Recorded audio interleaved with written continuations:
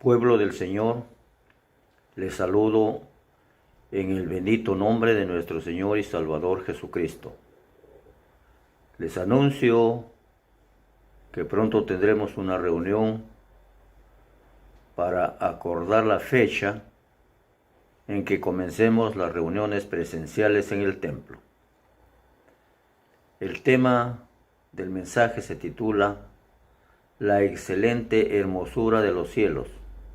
Vamos a dar lectura, 2 de Corintios capítulo 12, los versículos del 1 al 5.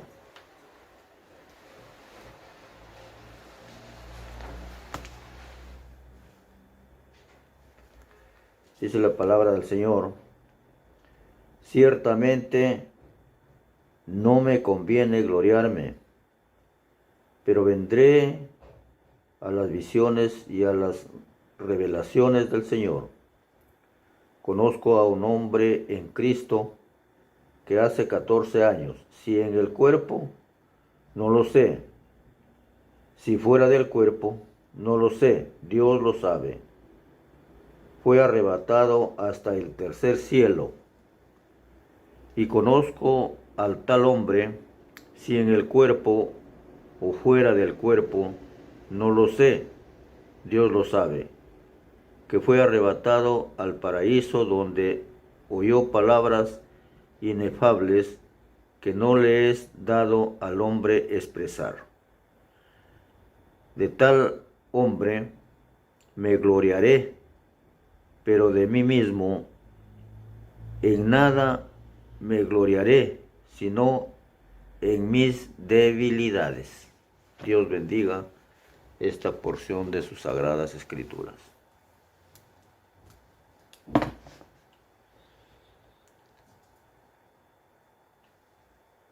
Hermanos, uno de los problemas más grandes de Pablo era que en la iglesia de Corinto lo tenían a él solamente como un predicador temperamental. Es decir, esto quiere decir como un individuo violento y nervioso. Y no tomaban en serio sus consejos, que lo hacía por medio de cartas y muchas veces personalmente durante las visitas que les hacía. Pablo en esta carta señala o presenta sus credenciales no como un predicador solamente, sino como un apóstol de Cristo, que debían considerar sus consejos. En la lectura que se ha dado para el mensaje, en el versículo 1, él mismo dice: nada gano con vanagloriarme. Sin embargo, vemos a Pablo continuar con su jactancia al narrar las visiones y revelaciones que había recibido del Señor. Se está enalteciendo. Pablo dice: conozco a un hombre en Cristo. Esto significa que estaba enalteciéndose. Se estaba enalteciéndose de sí mismo. Pablo explica que no sabía si en el cuerpo o en el espíritu, pero estuvo en el paraíso. Pablo lo menciona también como tercer cielo. Mucha gente viaja desde todo el mundo para conocer personalmente, por ejemplo, el Cerro del Huascarán, las ruinas de Chan Chan, Machu Picchu y otros centros turísticos que hay en nuestro país. También viajan a otras partes del mundo, como por ejemplo a Argentina, en donde tenemos al río El Tigre, las cataratas de Iguazú, donde se encuentran los límites de Brasil, Paraguay y Argentina. Las personas que han tenido la oportunidad de visitar estos lugares cuentan de las cataratas que que se necesitan horas para recorrer sus 271 saltos. Ante esta majestad, ante esta belleza, lo único que se puede hacer es quedarse en silencio por no poder describir su hermosura. Dios ha puesto grandes glorias en la tierra, pero nada es comparable con la gloria que hay en el cielo. Pablo dice haber tenido una visión de la gloria de los cielos, y algo podemos obtener en este mensaje sobre el tema de la gloria de Dios en el cielo. En primer lugar, lo vemos en los nombres que se da o que se usan para el cielo. Como ustedes comprenderán, amados hermanos, los nombres de las cosas y de los lugares tienen mucho significado. Y eso ocurre también con el cielo. Vamos a nombrar en las Escrituras algunos nombres del cielo. En 2 de Corintios, en el capítulo 12, versículo 4, nos recuerda que un hombre fue arrebatado al tercer cielo, al paraíso, donde vio y oyó palabras inefables que a ningún hombre se le permite pronunciar. ¿No? Las palabras de Jesús al ladrón, por ejemplo, en la cruz, cuando le dice: hoy estarás conmigo en el paraíso.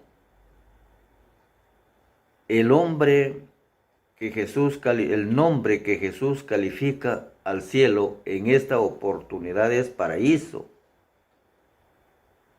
El primer paraíso en la tierra fue llamado Edén, lo que significa jardín de belleza y placer. Existe, amados hermanos, en el cielo una patria mejor. Aunque todos estemos orgullosos de nuestro país, sabemos que los cielos son mucho mejor. En el libro de los Hebreos, en el capítulo 11, versículo 16, se nos habla de aquellos que buscan una patria mejor, diciendo: pero ellos anhelaban una patria mejor, es decir, la patria celestial. Por eso Dios no se avergüenza de llamarnos su Dios. Al contrario, les ha preparado una ciudad. También cielo es conocido como patria mejor. Otro nombre que se le da al cielo es reino. A menudo se habla del reino de los cielos. En la antigüedad se hablaba del reino de Salomón, del imperio de los romanos, pero Cristo nos invita a heredar el reino que Dios nos ha preparado. Gloria al Señor.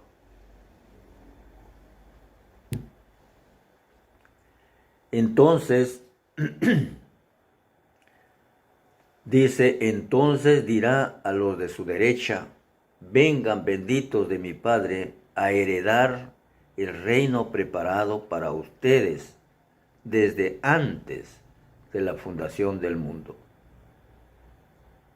También se conoce al cielo como una casa. El problema de la vivienda, por ejemplo, es universal. ¿Quién no desea tener su casa? Cuando hay guerras, destruyen muchas viviendas. Sin embargo, en el libro de Juan, en el capítulo 14, versículo 1, tenemos la promesa de una morada eterna en los cielos. El Señor Jesucristo dice: no se turbe vuestros corazones.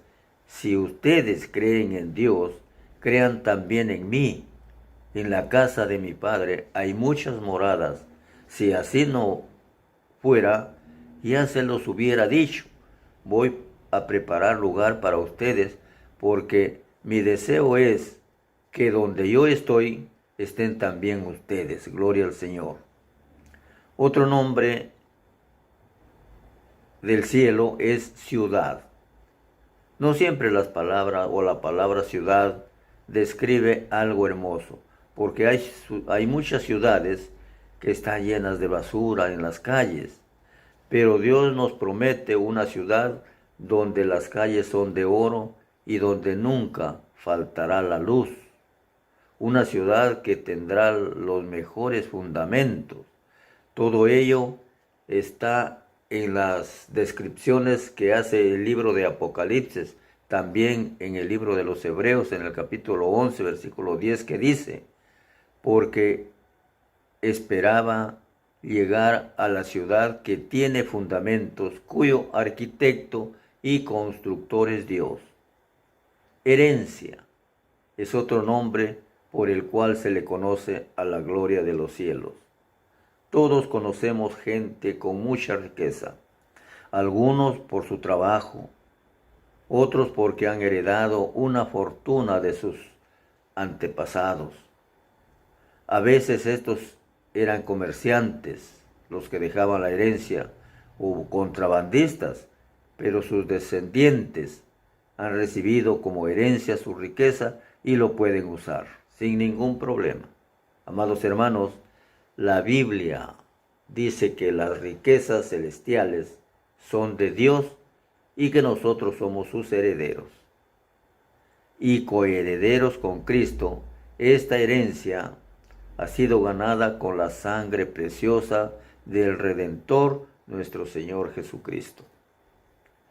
Efesios capítulo 1, los versículos de 7 al 11 nos dicen, en Él tenemos la redención por medio de su sangre, el perdón de los pecados, según las riquezas de su gracia, la cual desbordó sobre nosotros en toda sabiduría y entendimiento, y nos dio a conocer el misterio de su voluntad, según su beneplácito, el cual se había propuesto él mismo, para que cuando llegara el tiempo señalado, reuniera a todos en Cristo Jesús, tanto los que están en los cielos como los que están en la tierra, en Cristo participarán o participaremos de la herencia que fuimos predestinados conforme a los planes del que todo lo hace según el designio de su voluntad. La gloria de los cielos también lo vemos en la vida que Dios nos da. Amados hermanos, termino el mensaje haciendo conocer que en el cielo no habrá más dolor ni enfermedad. Apocalipsis capítulo 28, versículo 4 dice, Dios enjugará toda lágrima de los ojos de ellos y ya no habrá más muerte, ni más llanto, ni lamento, ni dolor, porque las primeras cosas habrán dejado de existir. Gloria al Señor.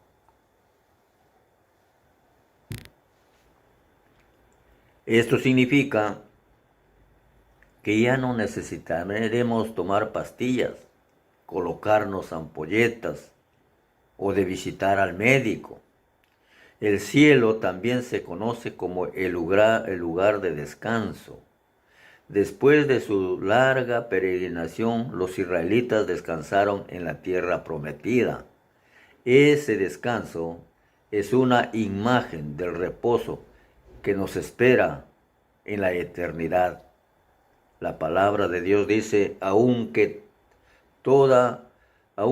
dice, un reposo para el pueblo de Dios, porque el que entra en su reposo, reposará también de sus obras, como Dios reposó de las suyas.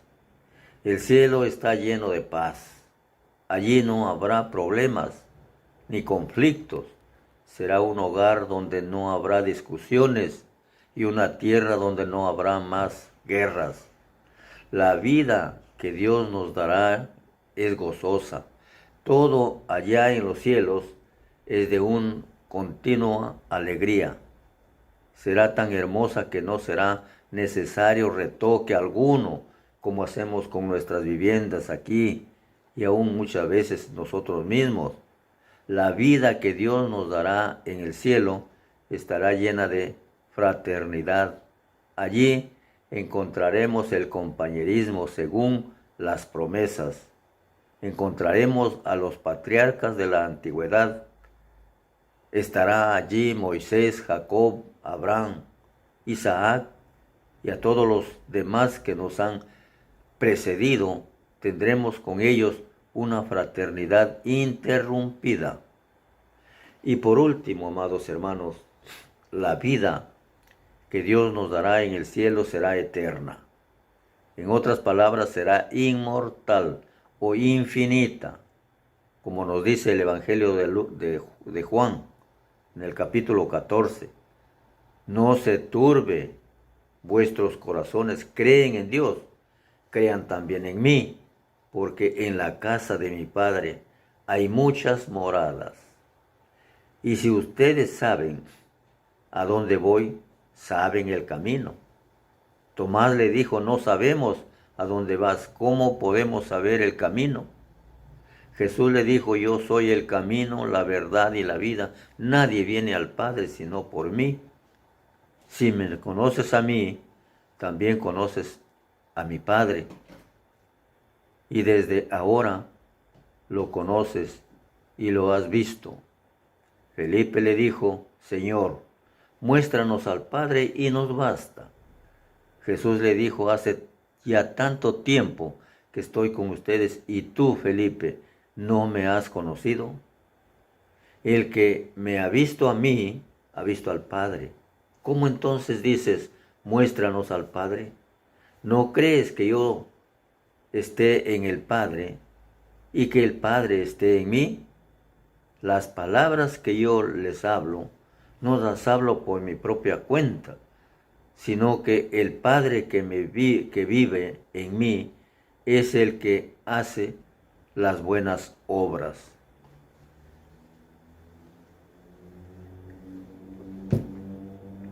Créanme, dice el Señor, créanme que yo estoy en el Padre y que Él está en mí.